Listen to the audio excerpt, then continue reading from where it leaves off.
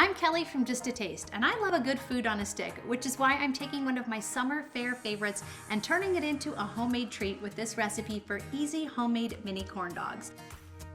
What I love about this recipe is hot dogs are just a staple on our menu. I have two little boys, both under age 2, and what's great about this recipe is I don't have to be doing freezer aisle corn dogs. I can actually make them from scratch. And if you've ever tasted a corn dog fresh from the deep fryer, I mean, it doesn't get much better than that. So I'm gonna start with flour, and to that I'm gonna add a little bit of yellow cornmeal, and then sugar and salt. And for the last of our dry ingredients, just a little bit of baking powder.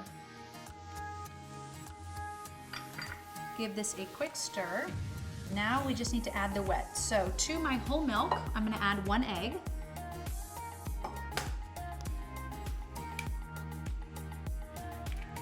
Give that a quick whisk. And then our wet ingredients go into the dry ingredients. So I'm gonna give the batter a quick stir. And then when it comes to making hot dogs at home, the #1 tip is you have to dry the hot dogs off with a paper towel before you dip them in the batter, otherwise the batter's just gonna slide right off. The batter now looks great, and I'm gonna transfer it to a tall glass like this because it's much easier to dip our hot dogs in it rather than trying to fumble with them in this giant bowl.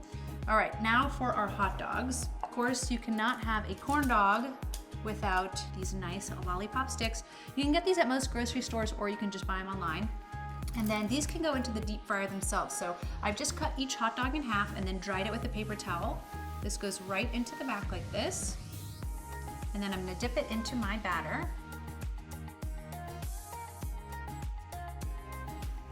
Perfect, and then this is gonna go into my vegetable oil, which I have heated to 350 degrees.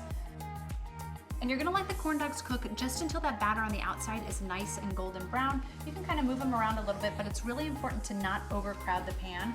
And in between adding each of the corn dogs, you wanna make sure that the oil returns to 350 degrees. Otherwise it's gonna be too cool, they're gonna soak up way too much oil and they won't taste as great.